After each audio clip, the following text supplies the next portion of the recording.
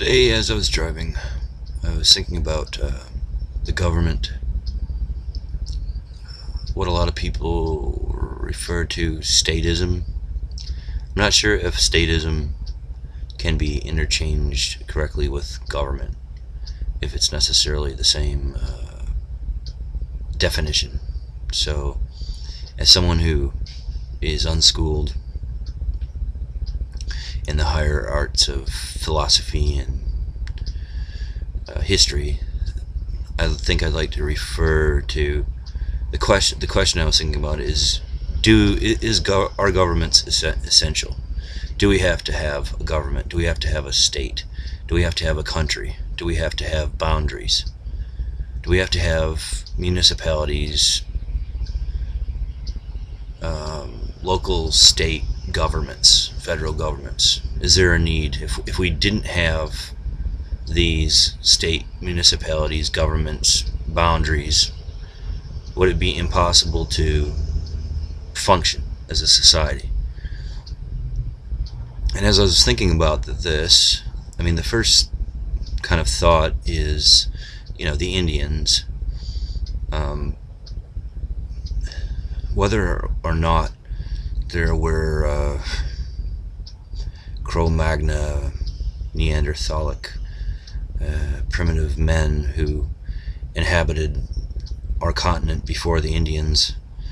I'm sure there was, but it seems as though from the times of the early discovery, of North America, that the Indians were here.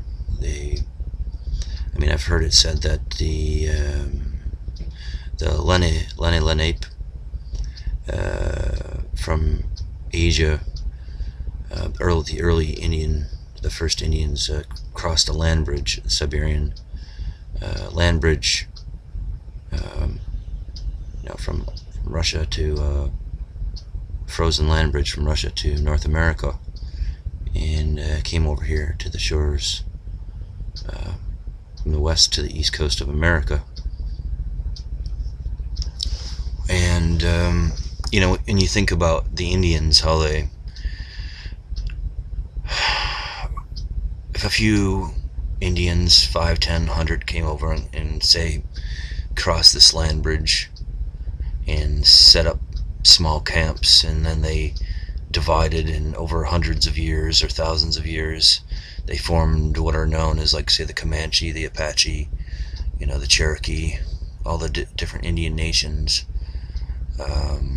Maybe they started off as one group, but as they separated over time to different geographical areas, they formed their own culture, their own language, their own whatever traditions, and they had no boundaries, really, right? It seems like the first boundary that man decides to create in his mind is that of land. That even though, the example I was thinking to kind of illustrate this for myself was, okay, say tribe A is, say, somewhere in the Midwest. They set up camp in the Midwest. So let's say someplace in Nebraska, near a mountain range, or not a mountain range, but near a hilly geographical area that has a river that's good for planting. There's a lot of that in Nebraska. And then it gets cold as heck, and then they emigrate, they move south for the winter. I would if I was an Indian, especially, if Nebraska winters are cold, okay? But let's say they, oh, son of a bitch. Let's say they set up camp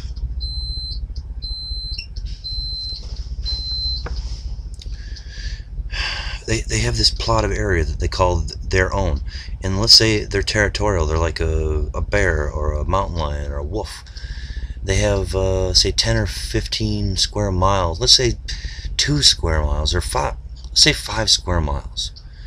And this land is their land. It's passionate to them. They they hunt on it.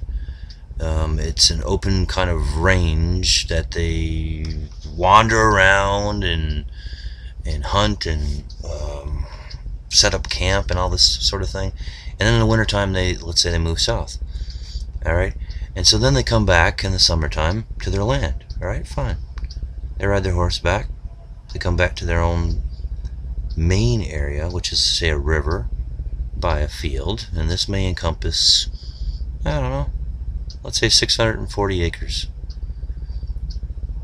All right. So the Indians, are they coming back from their hiatus, enjoying the nice southern climate of, let's say they go to Texas. They go as far south as they can for a few months to get out of the freezing cold, and then they come back.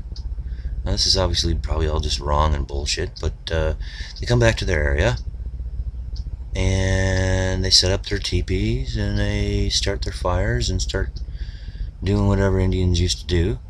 And then a few of them get out on horses and they go for a little stroll, and then 2 miles they're riding north and they're like, oh, son of a bitch, who's this? Who's on our land?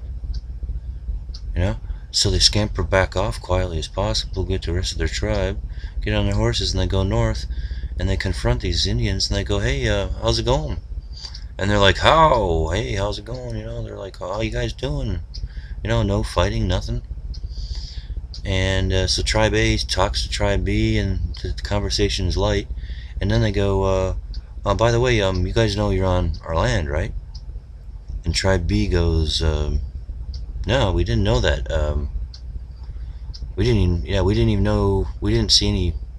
We didn't even actually go that far south. We just kind of got back ourselves. We were going west to east, and then we came across this area. It looked cool, nice little section of the river. No, we didn't really know you were there. And they're like, yeah, this is where we've been for like 10 years. We hunt all over in here, and so you guys seem nice, but we'd appreciate it if you would leave. This is our land. And then Tribe B goes, screw you. They can either go screw you or they can leave, right? If they go screw you, we're staying, then there's war. If Tribe A decides they want a war. So Tribe A can leave, who was there originally, or Tribe B can leave. Now, if Tribe B leaves, maybe Tribe A will look upon Tribe B as being weak.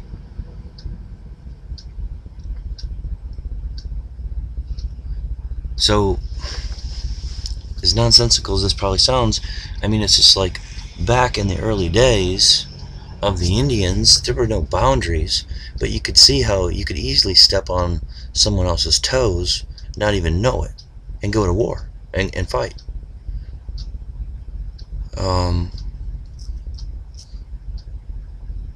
So is that a case for government? Well, no, I don't think it is. I don't think it's a valid case why you would need a government. You could,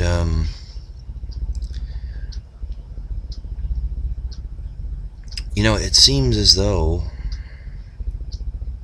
that if the Indians were left to themselves, if you study a little bit about the Indians, which I have, you'll see that they had, councils, they had social contracts.